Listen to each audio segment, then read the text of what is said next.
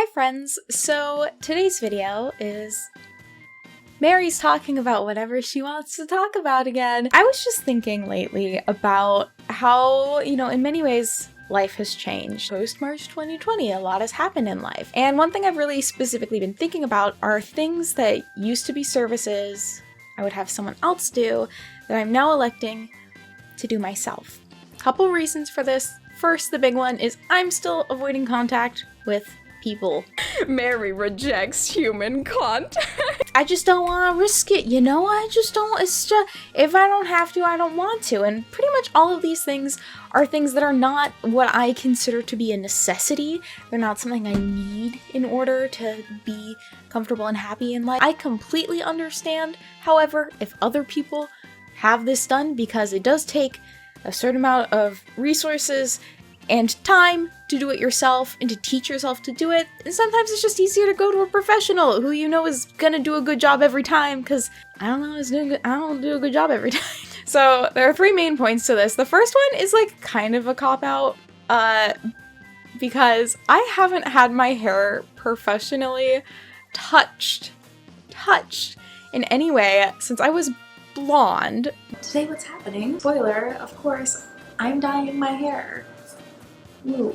Which I believe we're edging on about 4 years ago now. And even before then, I went through a good 3-year period of cutting my own hair. I've gotten into the habit of brushing my hair out every day before I go to bed and stuff like that. Curly hair is in some ways really nice in that you can get away with doing a little just trim by yourself every once in a while, just noticing, hey, this is a bit dry, I'm gonna cut this off, this looks a bit uneven, I'll fix it here.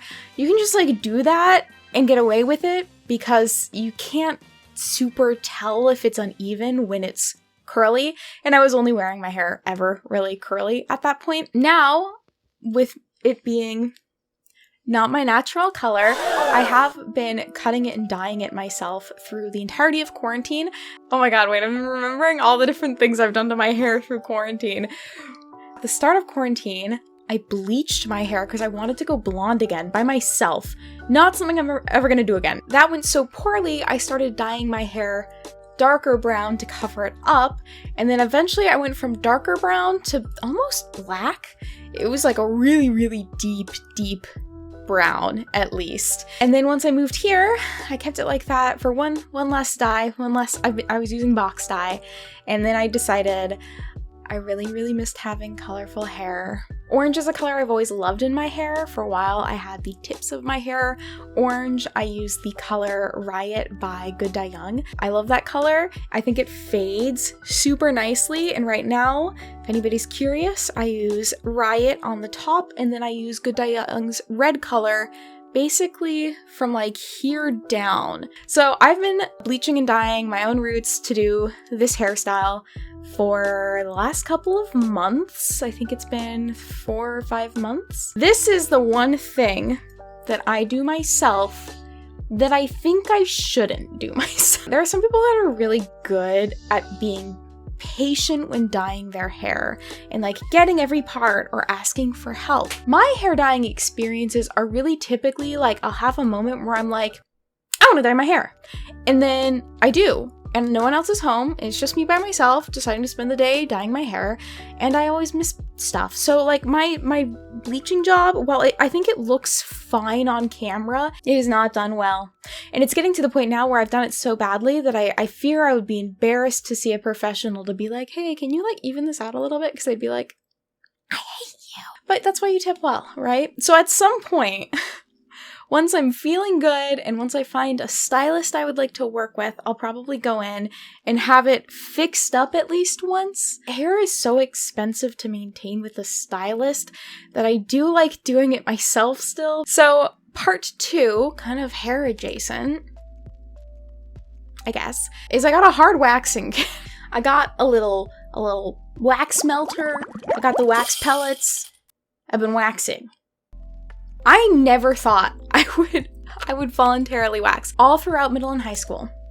I never did anything for the most part with my eyebrows. Unless I had a convention coming up and I knew I would be photographed, I did not touch my eyebrows. And I have very bushy eyebrows. They just grow in like a very particular shape, which is very triangular. All through high school, my sister always was like, Mary, you should get your eyebrows waxed. You should do that. It'd be a good idea. And I was always like, there's nothing wrong with my eyebrows and me existing how I am, which like true past Mary. There's nothing wrong with that. But now as I get older, found my eyebrows to be one thing that adjusting really like alters my look in terms of aesthetics. Eyebrows are really weird in that way because it's so unassuming, yet they have so much power in how you look. I still don't think I've mastered the art of the eyebrow, but I do wax my own eyebrows now, and my legs. It's super quick. I don't think it's even that painful, at least with the face. Waxing my legs, also like relatively not that painful at all in my opinion. Waxing my armpits, literally one of the most painful experiences of my life. Why I wax? I just like how my legs feel in the bed when they have no hair. It's like, you know, post shave, you get in and you're like, ooh, my legs are so smooth. I like that feeling. And then when I wax, I get that for longer. So it's nice. It's nice.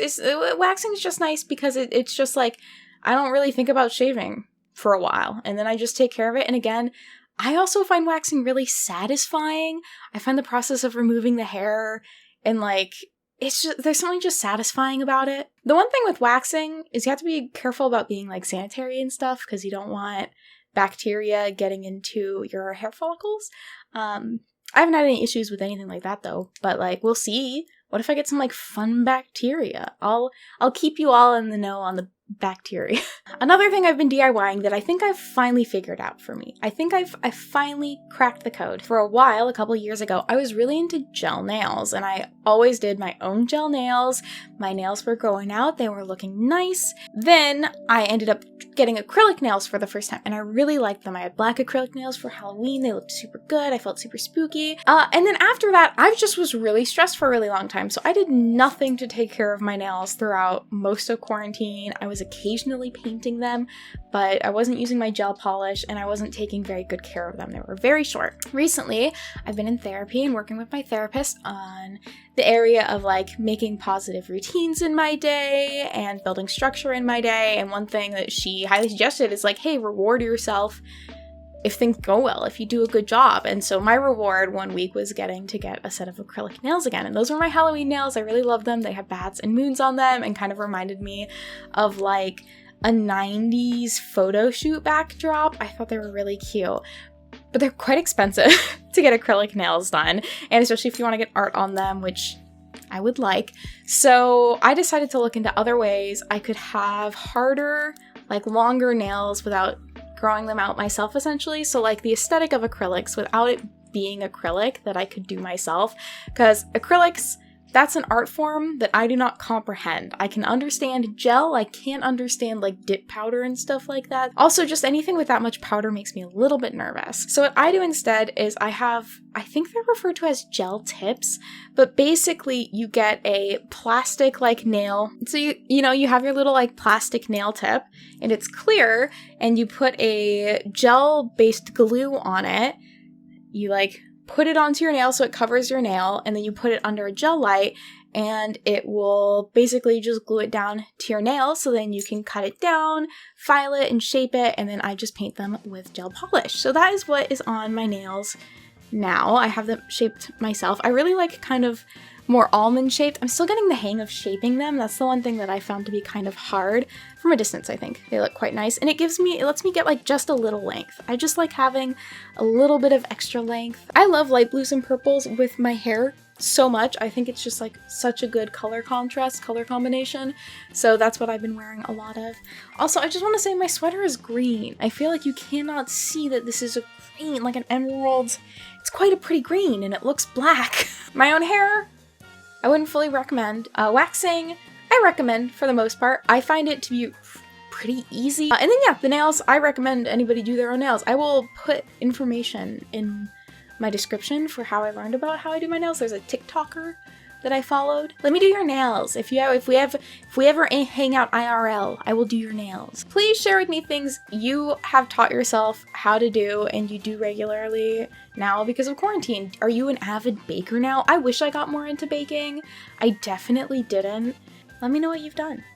Thank you all so much for joining me today. If you enjoyed this video, feel free to give it a like, subscribe if you'd like to see more of me. Not gonna say of what though, because it's a little different every time. I hope you all are having a good day. Alright. Bye-bye.